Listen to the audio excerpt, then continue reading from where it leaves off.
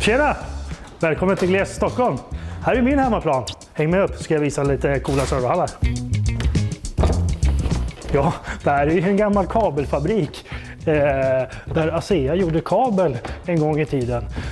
Och vi flyttade in i de här lokalerna 2012. Nu ska vi titta på våra upppackningsrum och där vi har lite serverhallar och sånt där. Häng med! Ja, här har vi ett upppackningsrum som angränsar till 2 av våra serverhallar. Här packar vi upp alla servrar och vi kan även stå här och meka och greja. På så sätt slipper vi få in allt skräp in i serverhallen. Samtidigt som att det är mycket skönare att stå här ute istället för det ljud och jäkla brum och skit som det är här inne. Men häng med så får ni se.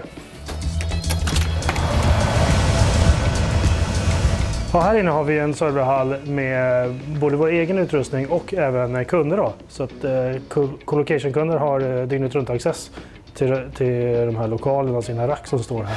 Som ni hör så låter det väldigt mycket här inne. Det är både servrar och all kyla som ska cirkuleras. Här inne är det typ 35 grader.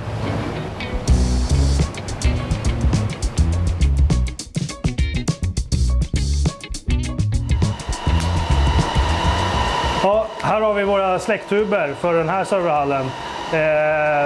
Det är Novec som är en släckgas från 3M. Vi fyller hela det här rummet med den här gasen på ungefär 10 sekunder. Så självklart är det helt ofarligt för både servrarna och människorna som är här inne. Och miljöpåverkan är ju lika med 0 i princip. Det är ju såklart mycket bättre att släppa ut det här, både kostnadsmässigt som än att låta stället brinna upp. Det ger ju oerhörda konsekvenser, både det ekonomiska men även allt driftstörningar som blir som går inte att mäta i pengar längre. Nu ska vi gå och kolla in våran fiber i vårt meetmeeting-rum.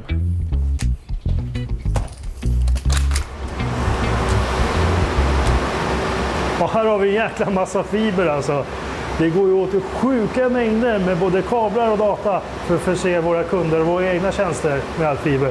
Så kopplar vi det här emellan då i ett av våra meetmeeting som vi har. Och så, det måste ju vara jäkligt snyggt när man drar kablar. Annars så blir nätverkschefen inte glad. Så det här är precision och dokumentation och så måste det vara kvalitet hela vägen. Som ni förstår så går det åt en hel del ström för att driva det här. Och det har vi då särskilda batteri- och ställverksrum för. Och det har vi här inne. Ja, här inne har vi vårt ställverk då med en transformator här längst bort. Så vi får in en mellanspänning som vi gör om till lågspänning. Och sen går det vidare ut i ställverket ner här och även till våra UPS och batteribackup som vi har. Och batteripacket ska ju förse hela datacentret hela tiden, dygnet runt. All ström går genom batterierna hela tiden så att det blir inte en mikrosekund avbrott om vi får problem med strömförstöringen. Om det blir en strömdipp eller till och med en topp i strömnätet som så här spikar och sånt där som inträffar lite då och då. Det här matas då hela tiden och vi har batteritid för ett par minuter. Men att det inte räcker till, då har vi ju backup på det. Vi har ju generatorer och sånt som sköter det. Häng med ska vi se. Här har vi vår reservkraft. Det är en Perkins-maskin.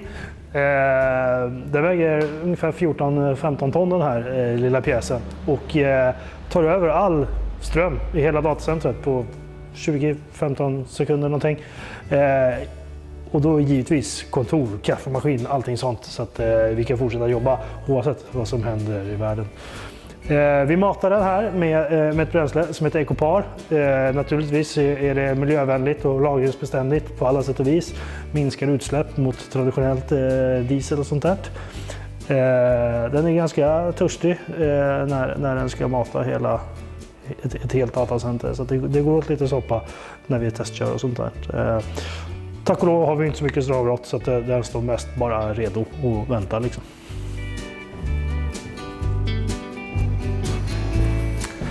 Alltså det är så mycket energi i de här lokalerna och allt det här behöver ju kylas på något sätt. Och det ska jag visa hur vi gör nu. Här inne har vi 2 stycken värmepumpar från Carrier. Det fungerar på det sättet att vi har de här värmepumparna och deras kompressorer som kyler serverhallarna, och i den processen så blir det ju en massa spillvärme. Då tar vi helt enkelt in 50 grader vatten från fjärrvärmenätet här i Stockholm, och så värms det upp då av de här värmepumparna till 70 grader.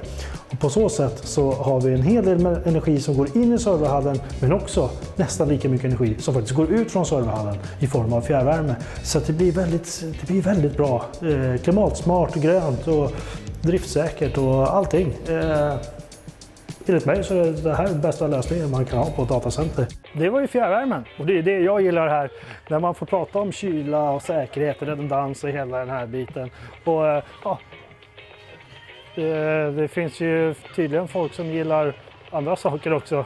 Så att ja. Nintendo, där.